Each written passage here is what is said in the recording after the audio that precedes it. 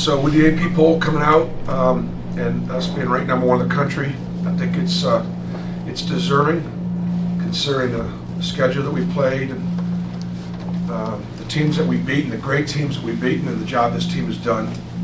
I don't know that we're the best team in the country right now. Probably not right now, because obviously we're not at full strength. Janai won't play tomorrow against Mississippi State, but we're still a really good team, and so we'll prepare without it. It matters to me because making history at Auburn is matters, and representing the SEC, to have another SEC team to be #1 in the country, and obviously all the teams that are ranked in the top 10, and right now 12 teams projected to be in the NCAA tournament from our league is unprecedented and historical. So proud of our league and proud of our accomplishment. When we were one back in 2022, we spent several weeks there, and I did feel like we were the best team in the country then. I did. And I just don't feel that way right now. However, maybe more deserving of the ranking now than ever before because of what these guys have done. Get ready for the best team to play here at home against us, Mississippi State. It's, believe it or not, even with 7 quad 1 wins on our record, not one of them's at home, and so it's which to me makes it even more impressive. But Mississippi State's the best team we've played so far at home by far. Obviously, great guard in Josh Hubbard, and just Matthews has been one of the best players in the league for a long time. And the thing that makes this team different, I think, than last year's team is they're just dynamic offensively. They shoot the 3 ball really well. Chris Jans, I think, has always been recognized as a great defensive coach, and obviously his teams play hard and they play physically and they're tough. They're a greater offensive rebounding team. But this year, this might be one of his best offensive teams. They really shoot it. They run stuff that's hard to guard. And Mississippi State will, they're going to finish up near the top of our league. All right, Vince, you wanted one? Oh, okay. Bill and then Fern. There's 37, I believe it's 37 offensive rebounds your 3 SEC opponents have had. Without Janai, that's got to be a concern. How do you try to, keep them from getting some of these second shots? Well, it's good. We've got good overall length, and guards are going to have to rebound down, and we're just going to have to be more physical with our checkouts. Not lead out of the break, tackle 50-50 balls, be more intentional. I don't necessarily think that's anything that we're doing defensively that's creating the offensive rebounds more than just the one-on-one physicality of SEC play. Fern and then Nathan. We're talking about the offense for Mississippi State. They're playing a lot faster than they have in the past. What do you think is kind of behind that, and how have they been so successful at cranking up the speed this year compared to what they? Well, just the personnel. It's personnel driven. He's got guys that can really shoot it, and he's got a number of guys. And Harris and Hubbard together are combining for almost 6 threes a game, and shooting a great percentage. And then you got to guard Hernandez out there in the perimeter. The kid from Birmingham that's done a great job. It really improved tremendously. The guy that we looked at before, who plays some center for them, he does a really good job.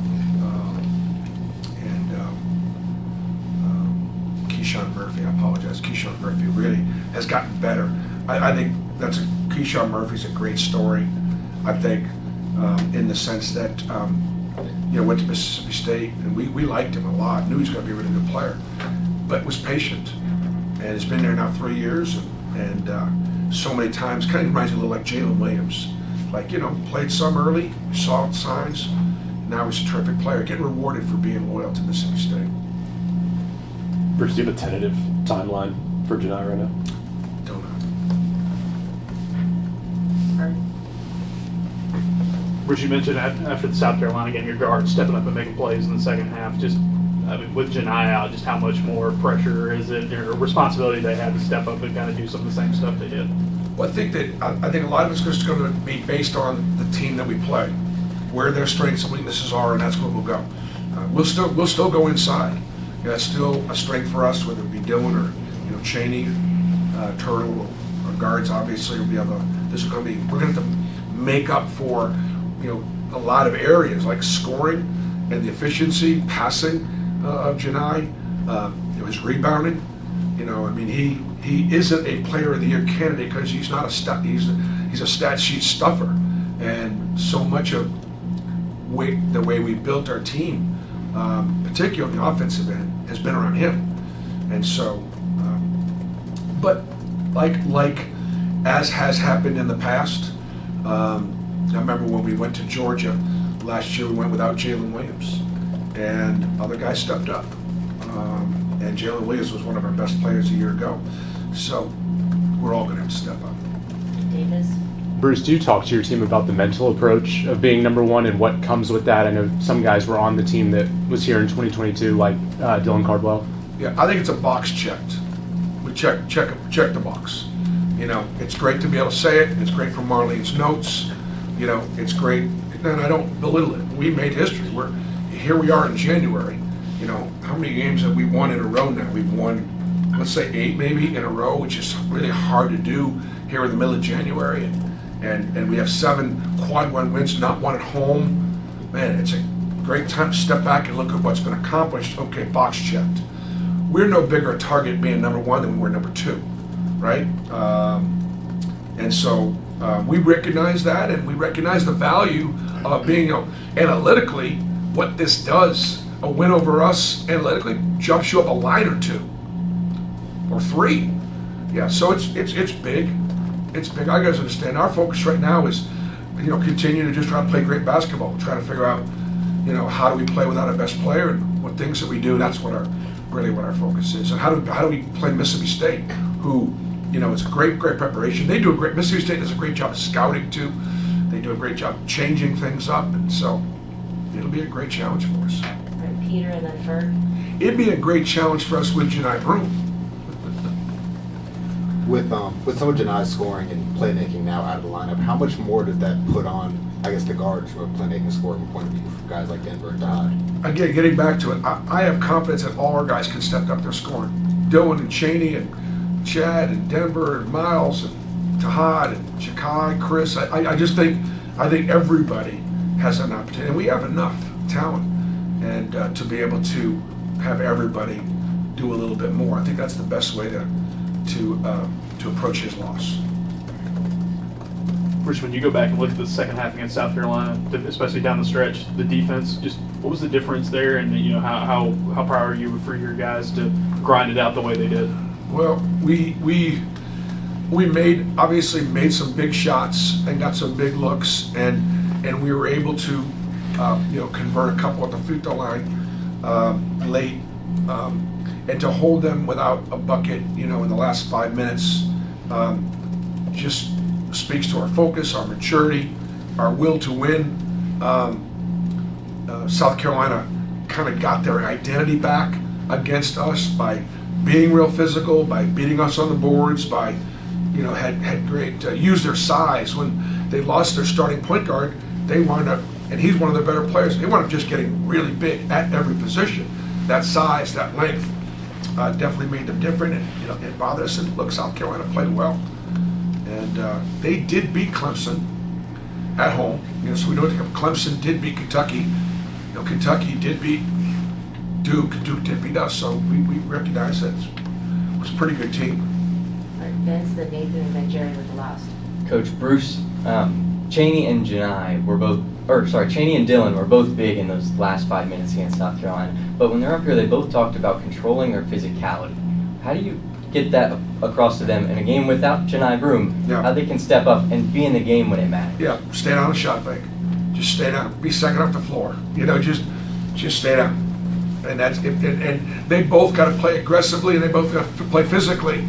But they both have got to be smart about they can't afford any any unnecessary fouls.